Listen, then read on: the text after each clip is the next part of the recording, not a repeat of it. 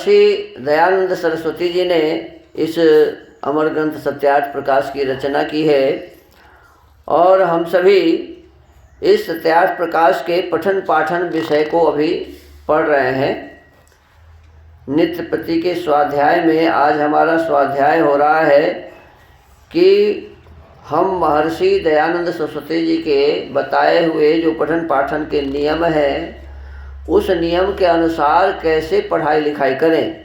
तो सबसे पहले बताया कि वर्णोच्चारण शिक्षा पढ़ें, फिर बताया कि अष्टाध्यायी के सूत्र पढ़ें, फिर बताया कि उसकी प्रथमावृत्ति पढ़ें, फिर बताया कि द्वितीयावृत्ति अर्थात काशिका पढ़ें, फिर बताया कि महाभाष्य पढ़ें।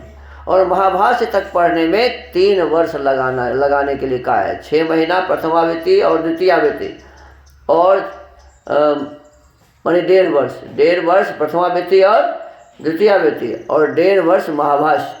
और ये 3 वर्ष यदि ठीक से पढ़ें और पढ़ाया जाए तो ब्रह्मचारी विद्वान बन जाता है, वैयाकरण बन जाता है। क्या बन जाता है जी?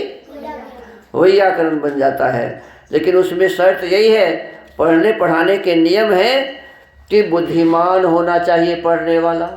क्या होना चाहिए? पहली बात क्या बताया जी? कौन 3 वर्ष में विद्वान बनेगा? जो बुद्धिमान होगा। और पढ़ाने वाले भी बुद्धिमान होने चाहिए। पढ़ाने वाले भी क्या होने चाहिए जी? बुद्धिमान होने चाहिए। पढ़ने वाले भी बुद्धिमान और पढ़ाने वाले भी। दूसरी बात इसमें बताया कि पुरुषार्थी होना चाहिए, काम करने में न डरे, काम करने में न डरे, पुरुषार्थ करने में, मेहनत करने में न डरे। तो पढ़ाने वाला भी पुरुषार्थी होना चाहिए और पढ़ने वाला भी पुरुषार्थी होना चाहिए। तीसरी बात बताया कि निष्कपटी होना चाहिए, छल कपट भीतर में नहीं होना चाहिए। फिर कहा कि विद्या की वृद्धि हम स्वयं अपने भीतर में करें, हमारे भीतर में चाहना होनी चाहिए कि मैं पढ़ूंगा। अंततः बच्चों के भीतर में पढ़ने की इच्छा नहीं होती, खेलने की इच्छा होती है, खाने की इच्छा होती है, सोने की इच्छा होती है कि मैं जल्दी सो जाऊं, मैं जल्दी बढ़िया चीज़ हमें खाने के लिए मिल जाए, जल्दी गुरुजी छुट्टी दे दे, मैं खेलने के लिए चला जाऊं। ये सब भाव बनते हैं। ये भावना नहीं बनती है कि चलो थोड़ा सा पढ़ लेते हैं। अब गुरुजी को कहना पड़ता है पढ़ने के लिए आओ, कहना पड़ता है। खुद हम पढ़ने के लिए आते नहीं है। तो ये है क्या कि आपके भीतर में यदि स्वयं पढ़ने की इच्छा नहीं होगी तो फिर आप विद्वान नहीं बन सकेंगे। और एक बात और बताया कि प्रतिदिन पठन पाठन करना, ऐसा नहीं कि किसी दिन पढ़ लिया किसी दिन पढ़ा ही नहीं, तो ऐसे व्यक्ति को भी विद्या नहीं आती। विद्या प्रतिदिन पढ़ने वाले को आती है। तो क्या क्या हो गया? सबसे पहला शर्त क्या है जी? पढ़ने वाले और पढ़ाने वाले बुद्धिमान होने चाहिए। ध्यान दो, पढ़ने वाले और पढ़ाने वाले क्या होने चाहिए? बुद्धिमान। दूसरी बात क्या बताया? पुरुषार्थी होना चाहिए, मेहनत करने वाला होना चाहिए। तीसरी बात बताया कि निष्कपटी होना चाहिए, कोई भी छल कपट हृदय में नहीं होने चाहिए। और चौथी बात बताया कि अपने मन में विद्या प्राप्ति करने के भाव होने चाहिए।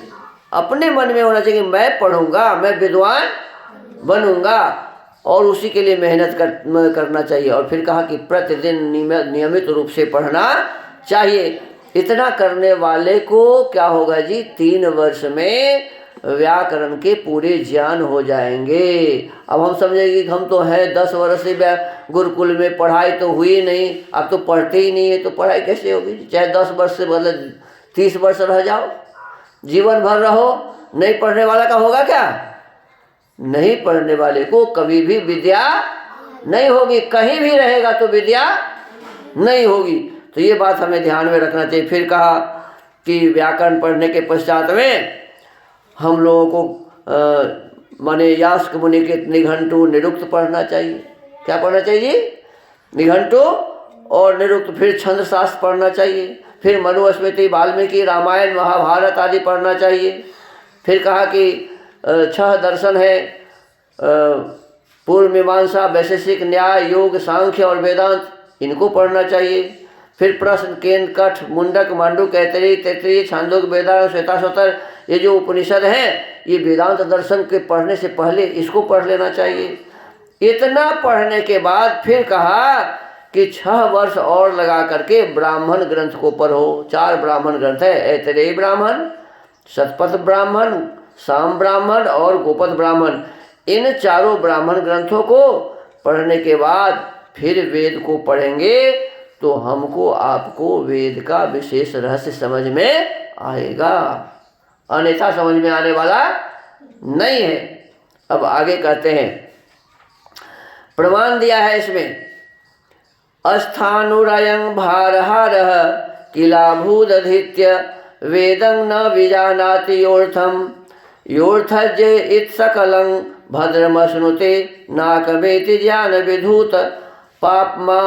कहते यह निरुक्त में एक श्लोक लिखा हुआ है, मंत्र है, जो वेद को स्वर और पाठ मात्र पढ़ के अर्थ नहीं जानता, वह जैसा वृक्ष डाली, पत्ते, फल फूल और अन्य पशु धान्य आदि का भार उठाता है, वैसे भारवाह अर्थात भार को उठाने वाला है। जैसे गधा के ऊपर में 10 ठो जाता लाद दो तो उसे कोई फर्क पड़ता है क्या? कोई फर्क नहीं पड़ता है, उस पता ही नहीं है कि मैं क्या कर रहा हूँ, क्या ले जा रहा हूँ। ऐसे ही जो खाली वेद का मंत्र पाठ करता है और उसके अर्थ को नहीं जानता है तो उसका रहस्य वो गधा के जैसे ही समझ नहीं सकेगा।